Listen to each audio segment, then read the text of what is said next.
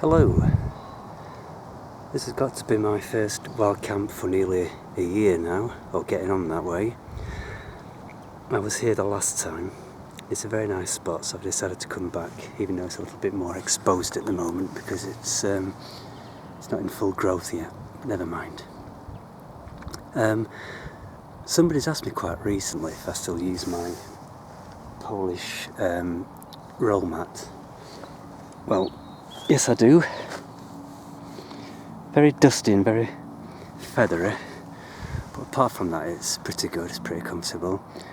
The sleeping bag I'm using tonight is this one here, this duck down, and I bought that from Aldi. It's only quite a cheap one, to be honest with you, and again it's a little bit on the feathery side, lose quite a few, but it's okay. It's very tight to get into as well, but it seems to do the job, so I'll be testing it tonight. It's supposed to be getting down to something like -2, so I should be okay. This is my latest cook pot. It is a Swedish Army Trangiastove.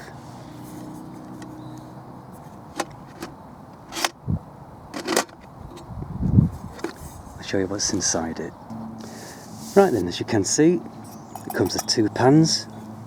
These fit inside each other that way. It's got a frying pan, a windshield, and its own Trangiastove stand there.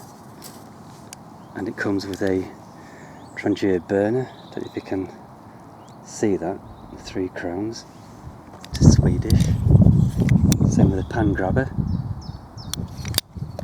And a nice leather strap to fix it all up with.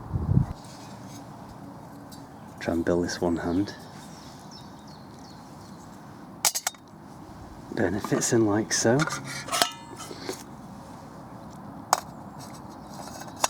Windshield fits on there, followed by the pan of your choice, because we do have 2. And finally, the frying pan, which also acts like a lid. So it's quite good. Well, I've got my rolling boiler last, my first cup of tea. Must have taken about 10 minutes, but then it's not about speed, is it?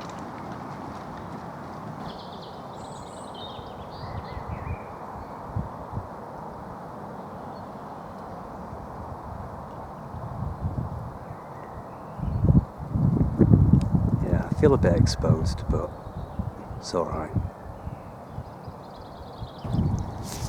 So what I'm having tonight, smoky veggie chili with some mushroom rice and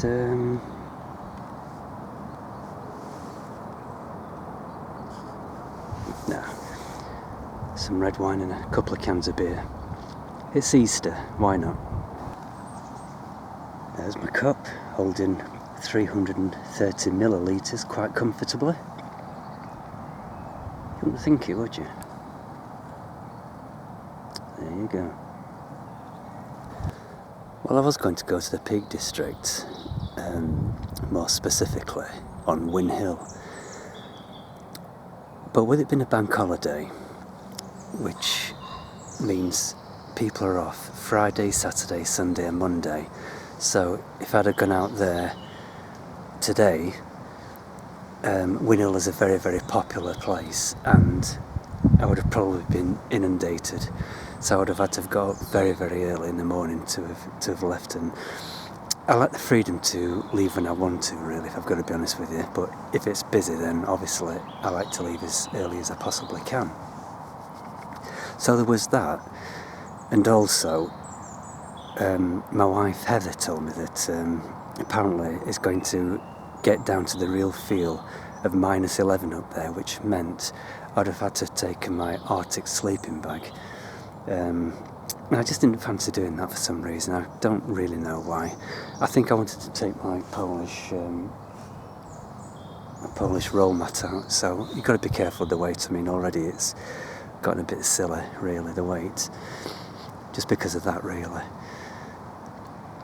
So I'm layering up at the moment actually. I've changed my hat, I've put my gloves on, I've put my jacket on, I've put my, well, I've had my fleece on anyway.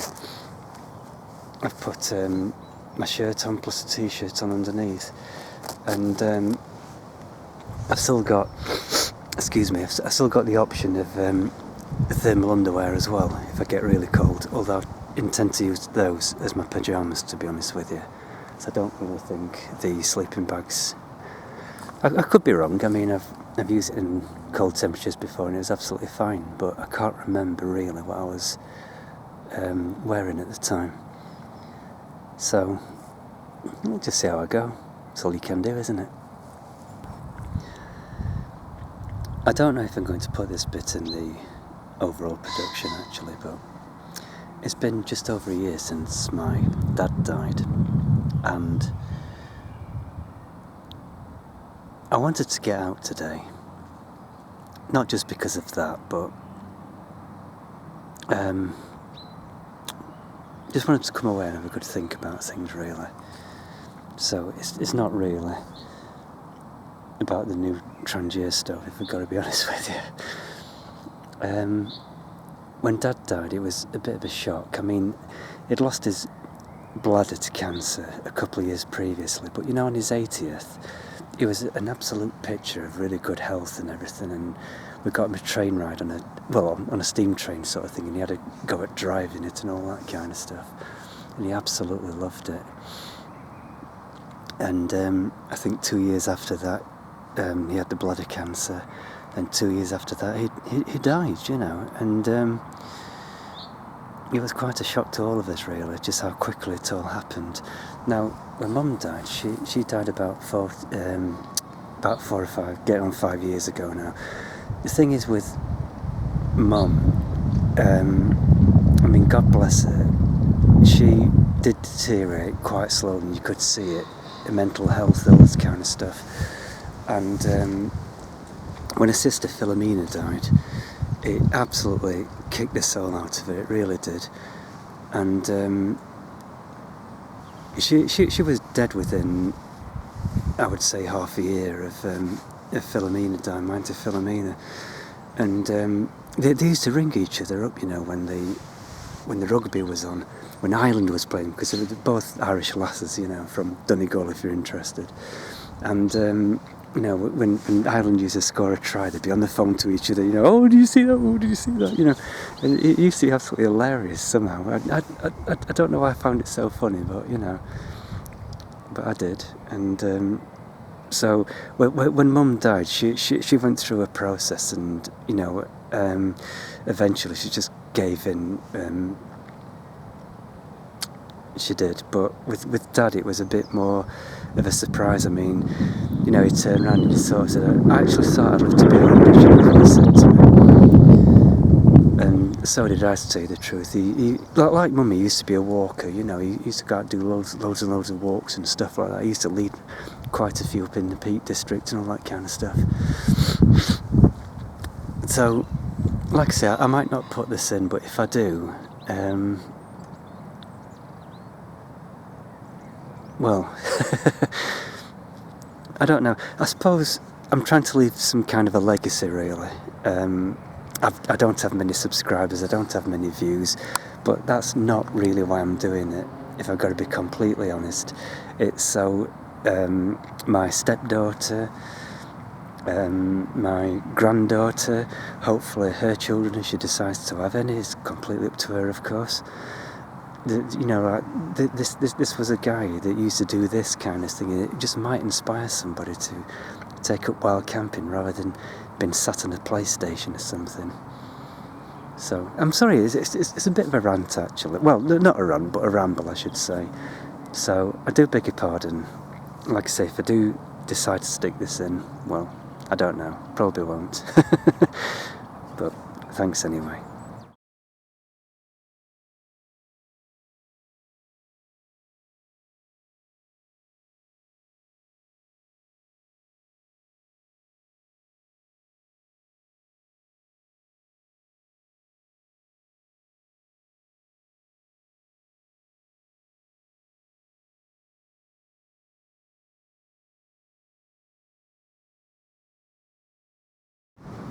You'll know this already, but to light your Trangia, strike the cotton wool, like so. Get it burning and then just chuck it in. That's all I ever do. Works every time. And there you have it. Chili. Chili and rice. Beautiful. That was delicious.